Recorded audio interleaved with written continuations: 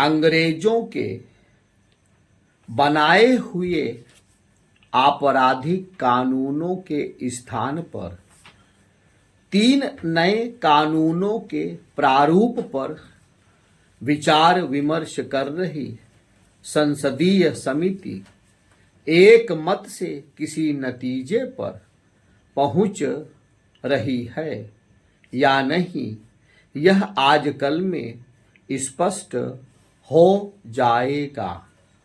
जहां कुछ विपक्षी सदस्य औपनिवेशिक युग के आपराधिक कानूनों के स्थान पर लाए जाने वाले 3 विधेयकों पर विचार विमर्श के लिए और समय चाह रहे हैं, वहीं गृह मंत्रालय की संसदीय समिति के अध्यक्ष इस पर बल देते हुए दिख रहे हैं कि हमें अपना कार्य तय समय में पूरा कर लेना चाहिए।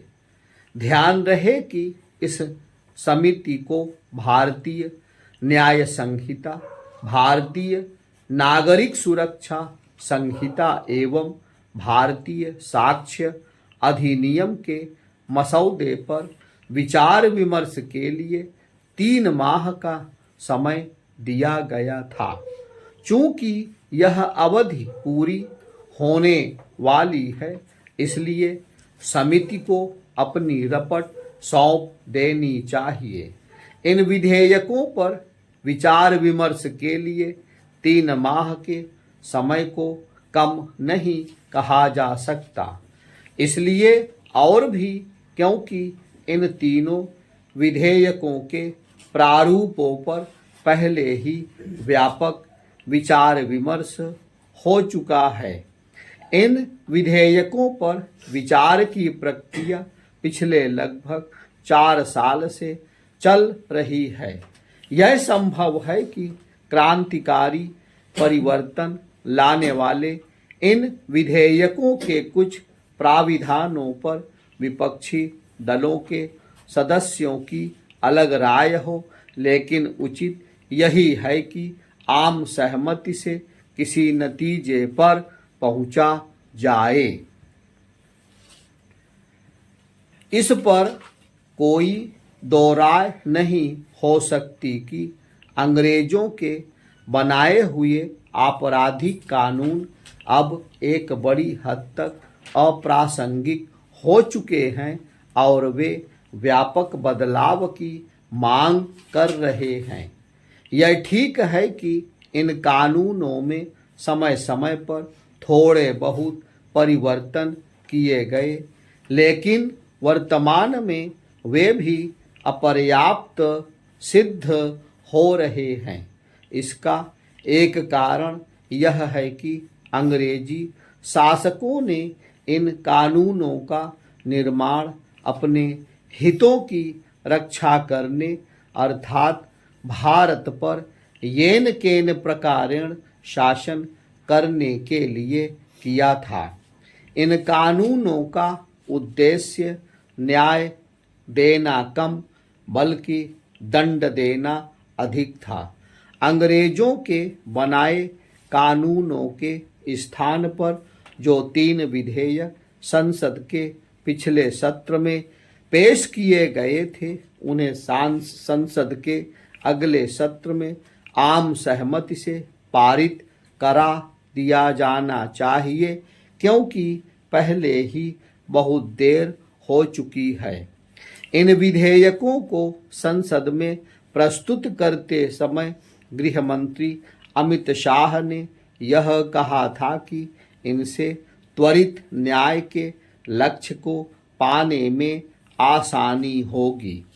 यह सही है कि प्रस्तावित कानूनों में कई ऐसे प्राविधान किए गए हैं जिनसे लोगों को समय पर न्याय मिल सके, लेकिन आवश्यकता इस बात की है कि आपराधिक कानूनों में व्यापक परिवर्तन के साथ ही न्यायिक प्रक्रिया में भी अपेक्षित सुधार के कदम उठाए जाएं।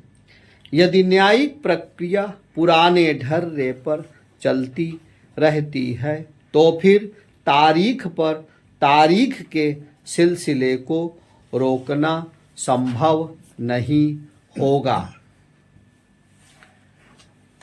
इससे संतुष्ट नहीं हुआ जा सकता कि सुप्रीम कोर्ट के मुख्य न्यायाधीश DY चंद्रचूड़ ने वकीलों को इसके लिए खरी खोटी सुनाई कि वे बार बार सुनवाई स्थगित करने की मांग करते हैं।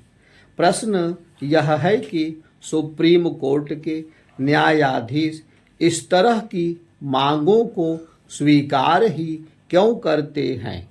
यदि वे मामले को टालने की अर्जियों को स्वीकार करते रहे तो फिर तारीख पर तारीख का सिलसिला कभी भी थमने वाला नहीं।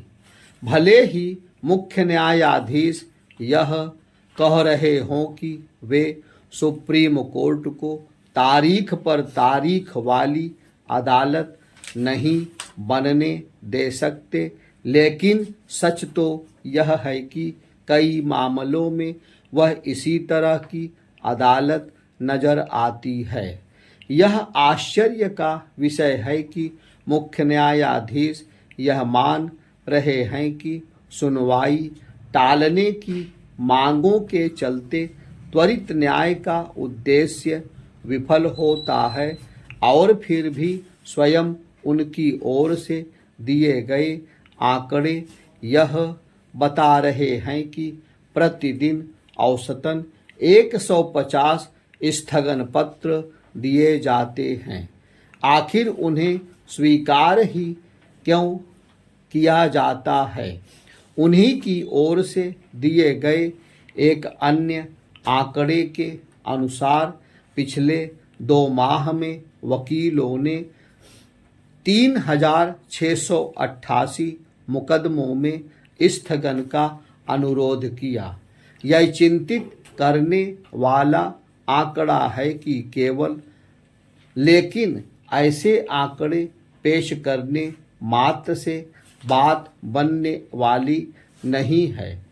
सुप्रीम कोर्ट को ऐसी कोई व्यवस्था बनानी होगी जिससे मामलों का एक तय अवधि में निपटारा सुनिश्चित हो सके। उसे यह व्यवस्था न केवल अपने यहाँ बनानी होगी बल्कि उच्च न्यायालयों को भी इसके लिए निर्देशित करना होगा कि वे यह देखें कि मामलों की सुनवाई बार बार टलने ना पाए।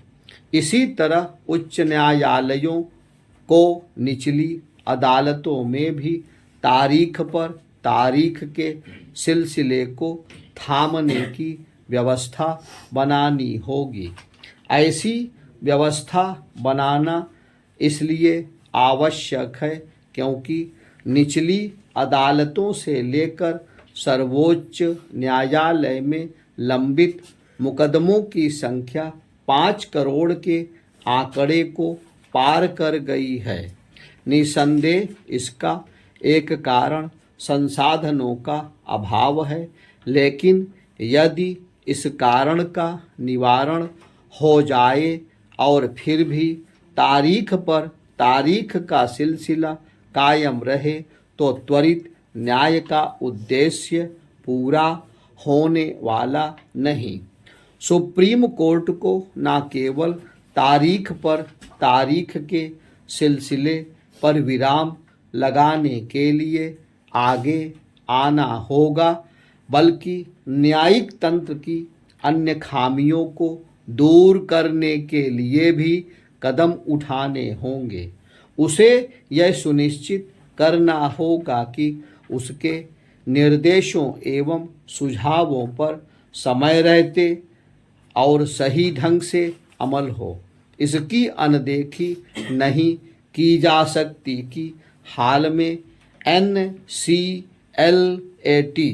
यानी राष्ट्रीय कंपनी कानून अपीलीय न्यायाधिकरण ने एक ऐसे मामले में भी अपना फैसला सुना दिया जिस पर सुप्रीम कोर्ट ने यथास्थिति बनाए रखने का आदेश दिया था। यह कोई अच्छी स्थिति नहीं। यह ठीक है कि न्यायिक तंत्र की खामियों को लेकर सुप्रीम कोर्ट जब तब चिंता जताता रहता है, लेकिन बात तो तब बनेगी जब इन खामियों को दूर किया जाएगा।